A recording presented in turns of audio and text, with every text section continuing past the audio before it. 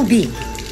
Hindi mo naman ito maiinom, ma'am. Wala naman siyang amoy. Minsan mo may amoy. Minsan may amoy. Amoy kanal. Ganun.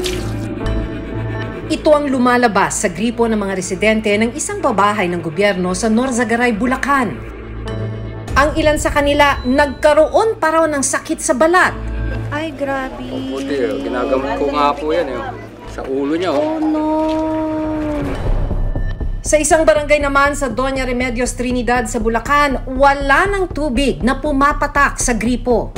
Dati po, nung hindi pa summer, kahit papano sa gabi, meron pong tubig dito. Mga bandang 10, 12 or 12, mga 2:30, meron pong lumalabas na tubig. Ngayon pong summer, wala po kaming tubig. Ano ang dahilan ng kalbaryong ito ng mga residente sa Norzagaray at Doña Remedios Trinidad?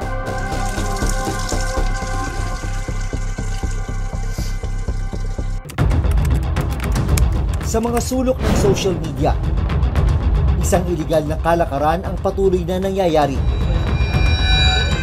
Boss, mga pulis kami ha. Ang bentahan ng mga hayop na exotic at endangered species. Operation po natin, sir, nagbibenta po ng 2 ball python, sir, yung nakatransact natin. Kasama ang Philippine National Police Maritime Group ng National Capital Region o NCR. Minanmanan ng Reporter's Notebook ang ilang sangkot sa ganitong bentahan. Naka-block dyan, parang yan yung subject eh. Ito po yung nakuha natin sa ating pong suspect, 3 pong green chip honor. Sa karanasan nyo ba, nasusukat nyo ba yung personalidad kung bihasa na sa bentahan o bagito pa lang? Malatagal na nagbibenta, sir. Hindi po mapayag, sir, na meet up muna, sir. Payment first muna dapat. Mahuli kaya ang mga illegal trader ng hayop?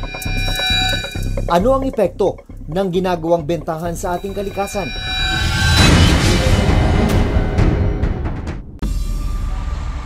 Sa Norzagaray Homes dito sa Bulacan, higit 2 taon nang inirereklamo ng mga residenteng gaya ni Nanay Helen ang supply ng tubig. Bakit nga ba kulay putik at kalawang ang tubig sa kanilang gripo? Tinungo ng Reporter's Notebook ang lugar para mag-imbestiga. Sa unang araw na pagpunta namin, walang tumutulong tubig sa gripo.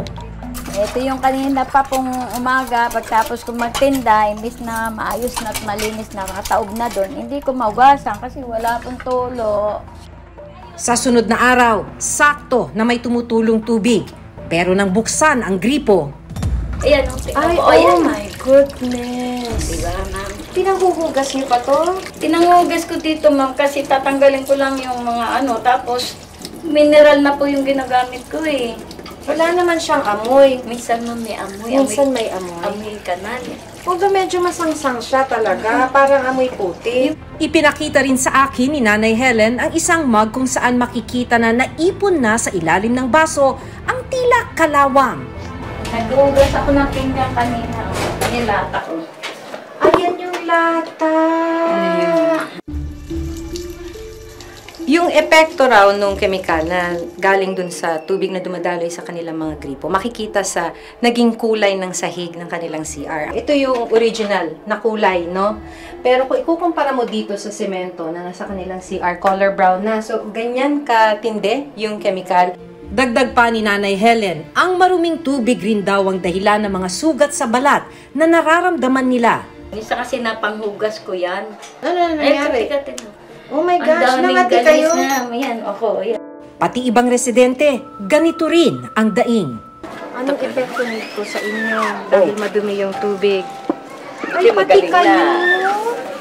Ginalis din kayo. Kailan lang gumaling? Nung nag-ano ko ng bumibili kong tubig sa truck. Kayo? Yung anak ko, puro butlig ang katawan niya. Masyado namang... Ngayon? Opa. Ayan o. Tingnan niyo po. Ngayon maganda, 4 na araw na maganda ang ano. Ay, grabe. Puti, ginagamot ko nga po yan Dahil sa tubig din, napansin ninyo? Ayan o. Sa ulo niya o. Oh no.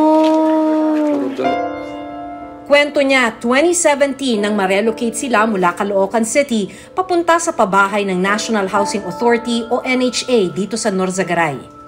2019 naman daw nang magsimulang mag-supply sa kanila ng tubig ang Hiyas Water Resources. ginawa po yung tubig namin is 2019 na po yata yun. Yung tubig po, ganun din po. Parang putik nga po yung kulay. Kasi balon po kasi ito, mami. Deep well po. Hindi po siya talaga galing sa mga dam. Ang problema, kahit marumi ang tubig, tuloy sila sa pagbabayad ng monthly water bill.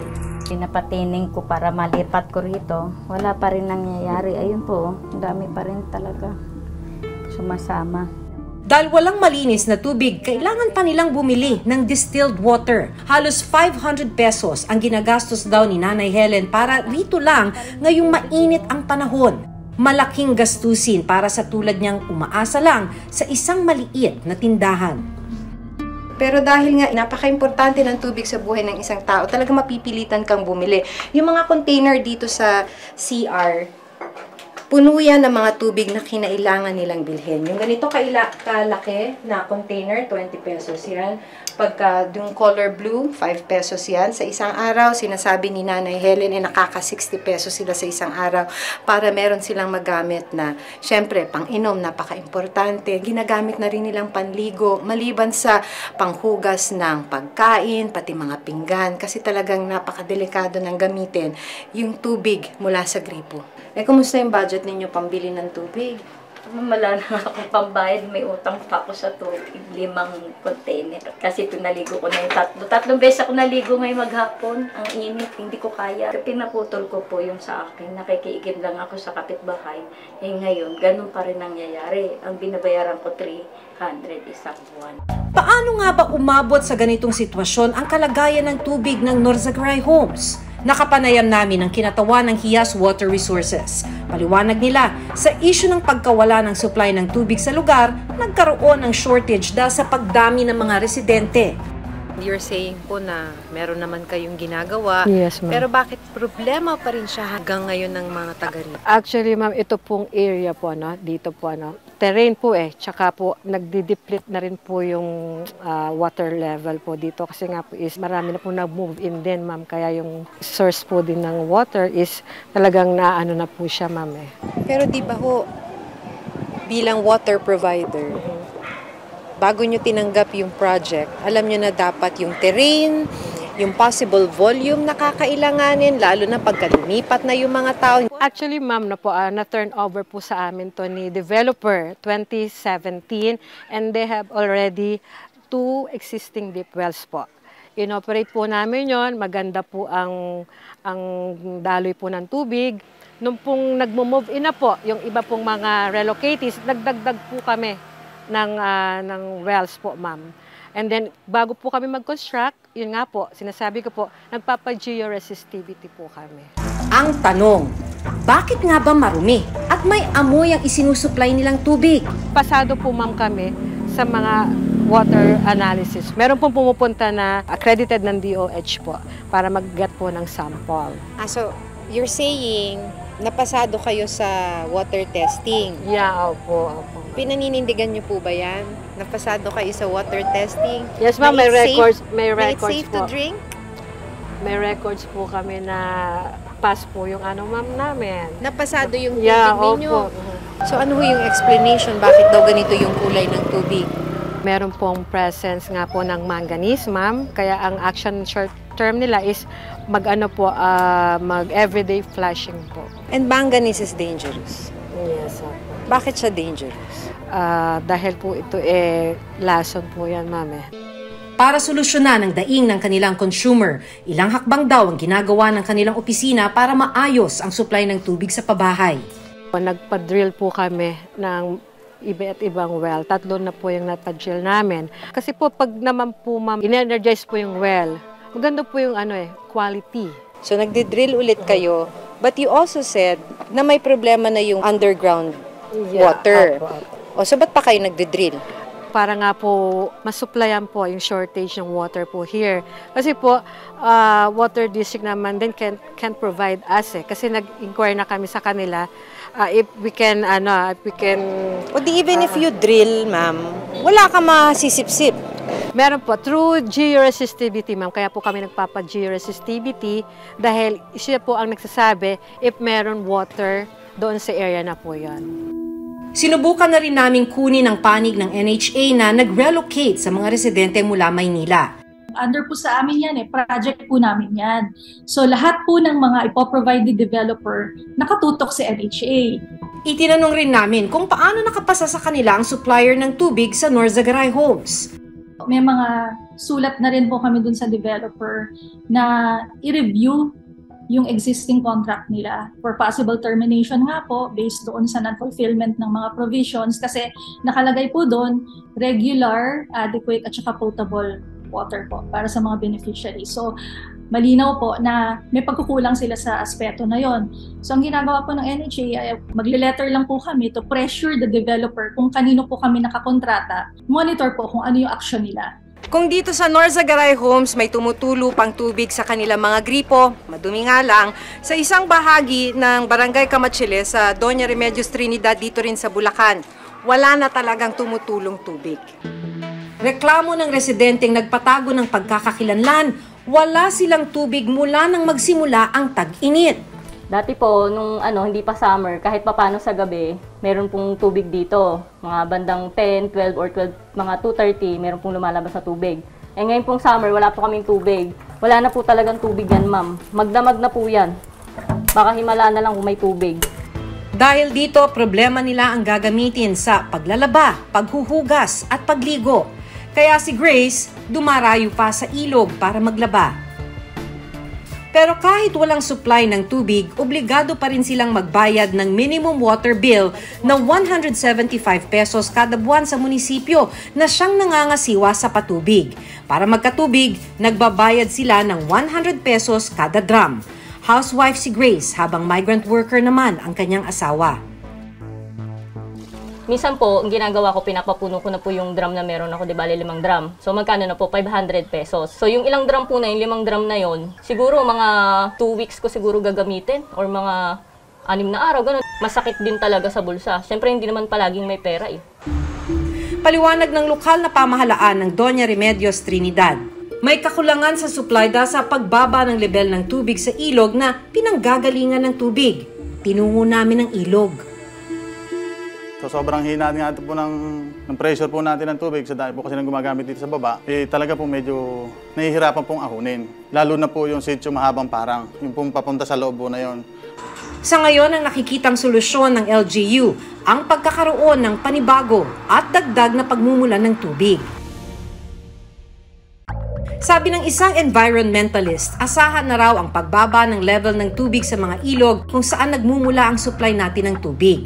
Yung deep well, nadi-deplete yan. Ang recharge area mo niyan, karamihan yung mga nasa bundok. Ang problema natin, nakakalbo yung mga bundok natin. So, nangyayari, hindi na-absorb nung pumapatak ng ulan, hindi na-absorb ng soil. Kasi nawawala yung vegetation eh. Ayon sa United Nations World Water Report, tinatayang aabot sa 6 na bilyong tao sa buong mundo ang makararanas ng kakulangan sa malinis na tubig sa taong 2050. Kaya mahalaga na maprotektahan ang pinagmumulan ng supply. Malaki ang papel na ginagampanan ng mga water concessionaire para matugunan ang pangangailangan ng publiko. Hindi sapat na may tubig sa mga tubo at gripo. Mahalagang kalidad at malinis ang matanggap ng consumer na nagbabayad sa konsumo, lalo't nakataya ang kalusugan ng mga tao. Ako si Maki Pulido at ito ang Reporter's Notebook.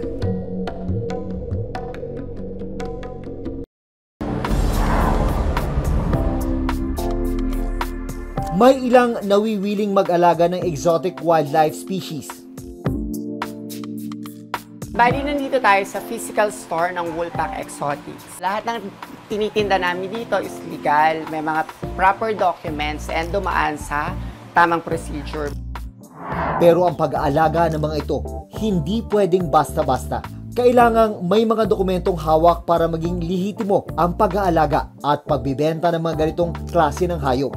Unang-una, pagka legal ka, hindi ka matatakot magpakita sa tao, pwede mong i-display, the near future, i-breed mo, so pwede mo silang ibenta or i-trade ng legal. Katulad nitong albino croc, nakasulat dito kung kailan namin ito pinaregister. Mahigpit ang pamahalaan sa pagpapapasok sa bansa ng mga exotic na hayop mula sa ibang bansa dahil posibleng maging source ito ng mga sakit. Mahalaga rin na may tracking system ang mga otoridad sa bentahan para maiwasang magkaroon ng peligro sa ating teritoryo. Pero ang problema, may ilang pumapasok sa illegal na kalakaran. Sa investigasyon ng PNP Maritime Group NCR, talamak ang bentahan ng wildlife online. Ang ilang seller, walang Certificate of Wildlife Registration o dokumento para magmay-ari ng isang wildlife at wala ring permit to sell. Binibenta niya green chick conure, 3. Ngayong araw, naghahanda na ang mga operatiba para sa gagawing pag-rescue ng ilang wildlife species mula sa 3 illegal traders. Abot ng pera bago dakma. Pagkatapos ng briefing, sinadya na ng grupo ang unang target. Ang kanyang ibinebenta online, 3 green chick conure, isang uri ng ibon na itinuturing na endangered species. Ang halaga, 12,000 pesos para sa 3 ibon. Pagdating sa unang lugar na ibinigay ng trader, hindi agad nagpakilala ang seller sa asset buyer. Asan ba? Dito ba siya? Hindi, anong problema? Dito sa mall na to? Okay. Pero isang lalaki ang napansin ng aming team na nagmamasid sa lokasyon ng asset. Maya-maya, nakatanggap ng impormasyon ang mga asset na lilipat ng ibang lokasyon para sa bentahan. Ano ang pangalan ng area? Man Trade Station, wait lang ha. Pagdating sa pangalawang lokasyon, hindi pa rin nagpakita ang trader at muli na namang nagbigay ng panibagong lokasyon. Meron talagang mga nagbenta ng ganitong klaseng wildlife na yung pinapagpag tayo. Hanggang nagkasundo ang asset at trader na magkita sa basement parking ng isang mall sa Makati. Nag-isip yung subject natin kasi nakakita ng mobile car. Ibig sabihin, alam niya na illegal yung binibenta niya. So, yun yung natin. Nag-iingat din siya. Makalipas ang halos kalahating oras, sumulpot na ang trader. Agad nagkabayaran. Pero nang makutuban niyang pulis ang katransaksyon, nagtaka pang umatras ang trader. Dito na siya inaresto at kinumpiska ang ibinebentang hayop. Walang Certificate of Wildlife Farm o permit to sell ang trader. Ito po yung nakuha natin sa ating pong suspect. 3 pong green chick conure.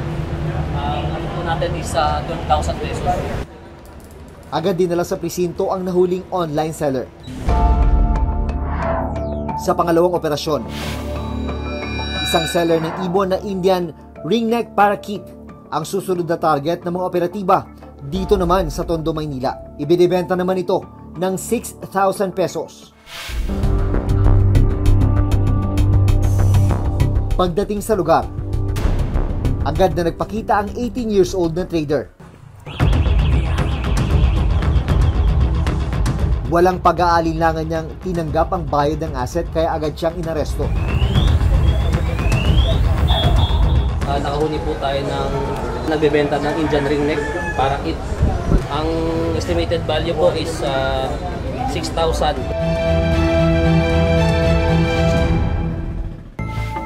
Sa pangatlong operasyon, nagtungo naman ang mga operatiba sa Pasay City. Inaabangan natin, sir.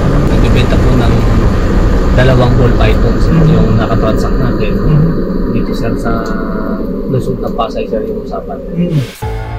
Endangered species ang ball python ayon sa DENR. 10,000 pesos ang napag-usapang presyo ng 2 ahas. Sa karanasan nyo ba, nasusukat nyo ba yung personalidad kung bihasa na sa bentahan o bagito pa lang? Malatagal na nagbebenta sir, hindi po mapayag sir na beat up muna sir. Payment first muna dapat. Maya-maya pa, lumapit na ang trader sa asset buyer at inabot ang 2 ball python. Okay na, nababa tayo. Agad na hinuli ang trader at kinumpiska ang ibinebentang wildlife. Ball python sir, 2. 2 magkano isa? Bali 5K isa. 5K isa, 10K. Okay. Katwiran ng trader, legal ang pag-aalaga niya ng ball python May CW. papers po ako, pero CWR, hindi CWF. Yun lang sir. Pero violation pa rin po yun sir eh. Kasi kailangan po yung CWF nyo sir. Pwedeng yun, para permit siya parang magbenta sir. CWR kasi sir, pang registration lang siya sir na magmay-ari kayo. Pero yung magbenta hindi po. Pwede siya mag-possess, pero yung pwede ka mag-alaga, pero hindi mo pwedeng ibenta sir. Yes, sir. Yun ang wala ka. Yun ang wala siya sir. Sa bypass operation na ginawa ngayong araw, 2 maliliit na ahas na nakuha. Ang halaga, 5,000 pesos kada isa. Pero may sinasabing terminolohiya ang PNP Maritime Group, yung fast break o mabilisang bentahan. Ang 2 ito, pwede raw maibenta agad sa halagang 25,000 pesos. Paliwanag ng PNP Maritime Group, kadalasang walang permit ang mga hatchlings o anak ng mga hayop na binibreed ng trader. Madalas din sir yung talagang natagpuan lang nila sa kanilang malalapit na lugar, sa bahay. So, yun pinapaanak. Pinapaanak. Oo. Po sir. Hanapan ng pares. Oo. Kaya ganun sir. Paalala ng mga otoridad, hindi bababa sa 20,000 pesos na multa ang kakaharapin ng sino mang mahuhuling illegal na nagbebenta ng wildlife species. Ito yung mga na-rescue ng PNP Maritime Group. Nandito kami ngayon sa Research and Rescue Center ng DNR para i-turn over itong mga na-rescue na ito. Ang gagawin ng DNR dun sa mga na-rescue'ng hayop, i-isolate muna yan ng mga ilang araw o obserbahan. Pag nasiguro ng walang sakit, dun palang ihahalo dun sa iba pang mga na-rescue na dati na hayop. Susunod, nito lang nakarang buwan, 78 endangered species ang nasagip sa isang establishmento sa Bohol. Kabilang sa nasagip ang ilang Philippine tarsier na bumababa na rin ang bilang sa wild.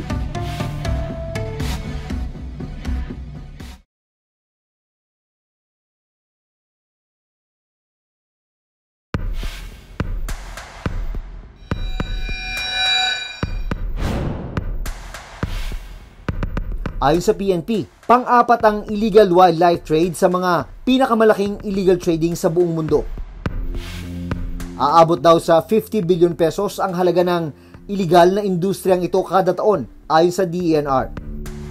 Ang nakakabahala, ang ilang hinuhuli at ibinebentang mga hayop, critical na ang conservation status.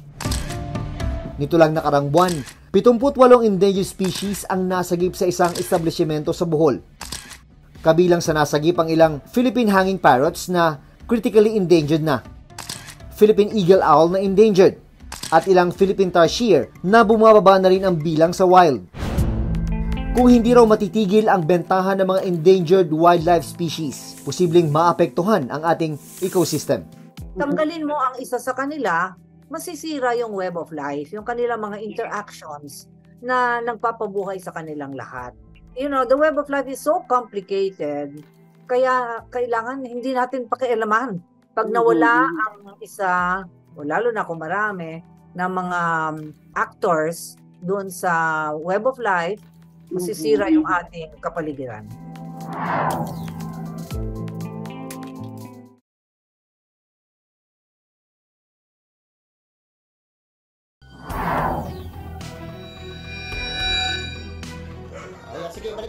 Ayon mismo sa mga otoridad, patuloy na nangyayari ang illegal na bentahan ng wildlife species sa bansa. Kaya dapat lang matutukan at matigil ang kalakarang ito. Dahil kapag naubos sila sa wild, hindi lang mga hayop ang magdurusa, kundi pati na rin tayong mga tao. Hanggang sa susunod na Sabado, ako si Maki Pulido. Ako si Jun Veneracion at ito ang Reporter's Notebook.